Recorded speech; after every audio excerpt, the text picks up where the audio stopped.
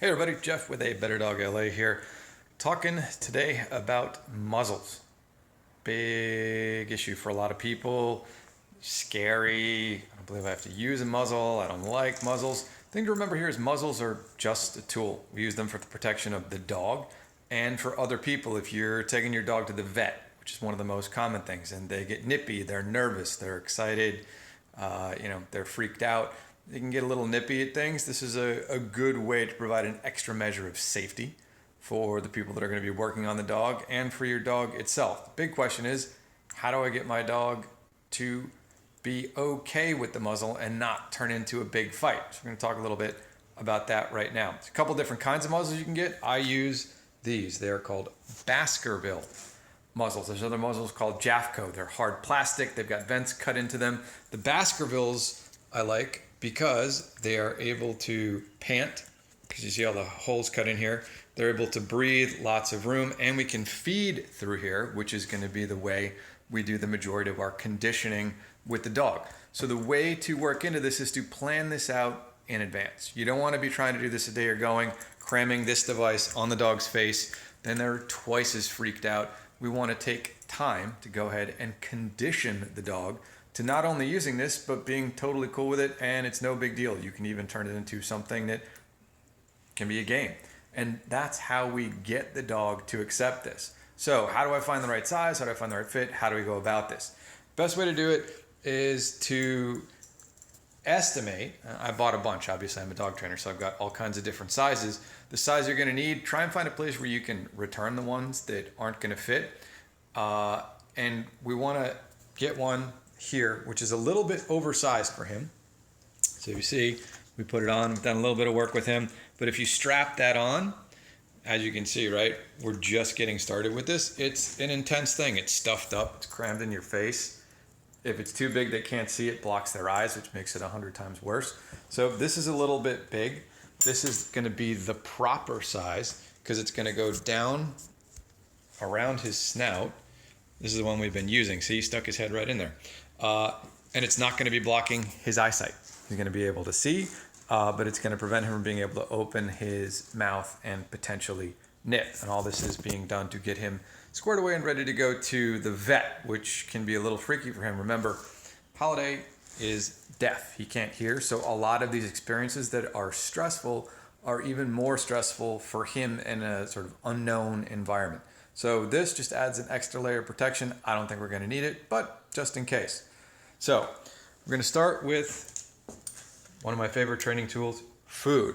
I've mixed in some extra bits of treats in there. I don't normally train with treats, but a lot of stuff gets given to us through the rescue organization I work with. And I've got that busted up pieces that you wouldn't normally use. They're real small, so it's like seasoning. Adds a little extra spice to the regular food. But we're doing this with regular food, regular meal stuff to get into that food drive motivation. So what are we going to do? We're going to take a handful of the food, as little as we need to try and get the buy-in that we want. As you can see, Holiday is a very food-focused dog. He's already 100% dialed into what we're doing. I'm going to take the muzzle and I'm going to put it in my hand and see how the food is through there. He's got to stick his nose in to get it, and he's associating it right off the bat with food. So we've done a couple rounds with this before I thought of just shooting the video. So he's a little bit more conditioned. This is still the first day that we've been doing this. So here we go. I got the food in here. I'm going to lower it down. He lowers his head down into it, sticks his face in there, goes and gets it. And I'm not trying to put the strap on or anything like that. All I want right now for today is for him to get accustomed to this thing being around here and having to stick his face in. Now, I had the option, because I've got different sizes here. He really did not want to stick his face in this narrow, proper fitting one right off the bat. So I went up a size so that there was more room and more space. Every dog is going to vary. Every dog's going to be a little bit different. So I went back to the big one, and you can see there's more room in here, setting it up so it's nice and easy. The food's right there in that spot in my hand. I'm going to put it down here, move my hand back so he can break. Get him to come to the muzzle and stick his face in it of his own volition, right? I'm not shoving this into his face. I'm making him and drawing him in so that he's doing the work. As with all the other kinds of training, we want the dog doing as much of the work as possible. That's what we get when we have him move his face into the muzzle, not shove it on him and reward. Not shove it on him and reward. So if you've got a dog that you're struggling with as you're doing this and you can't get him into the narrow one that's a good fit, go a size up. Even if you have to buy a second muzzle, you can get them online for cheap. They're like $15. Again, that's $15 getting you into a reliable, low-key, low-cost overall program here where we can get the dog to buy in to use a tool that's necessary for you to have with your dog for whatever the reason. So we're going to go back to this. The good size one. This, as you can see here, is a size 3 Baskerville. And these are made, again, the official Baskerville brand. Good for the summertime. It's hot out here in Southern California in the summertime, so this allows dogs to be able to breathe, pant, get water, all that stuff. You can leave them on them for longer periods. And we're going to go back. We want to use, enough to get them to stick their hand in there, but we don't want to overdo it. This whole thing is we want them to work for it. So huge handfuls of food in there gives us fewer repetitions. And this comes down to how many repetitions can we get in. We want to create, like with everything else, a habit. No big deal.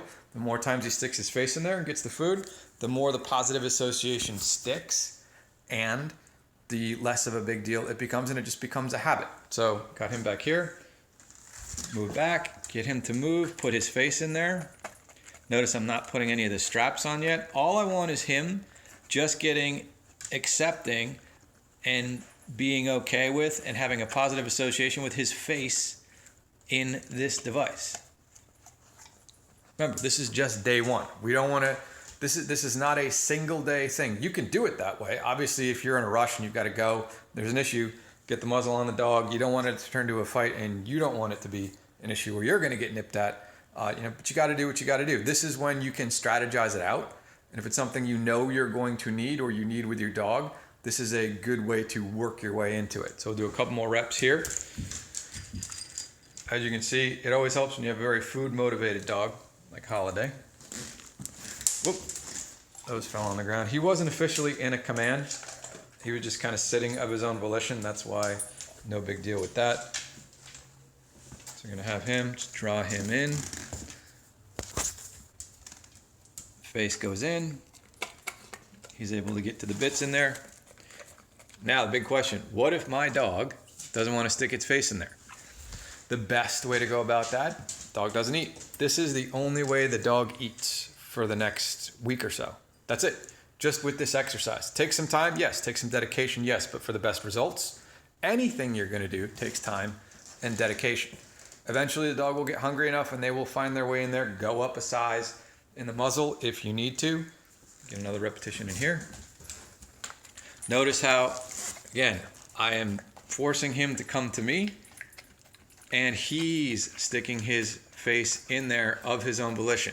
As you can see with the fit, this comes down under his eyes. He'll be able to see this is properly fitted. It's going to be snug, but especially with a sensitive deaf guy like him, I want to give him as much of his natural ability with eyesight and scent as possible in having to work with this particular tool. Sorry guys, I'm trying to do this all one-handed while I shoot and go.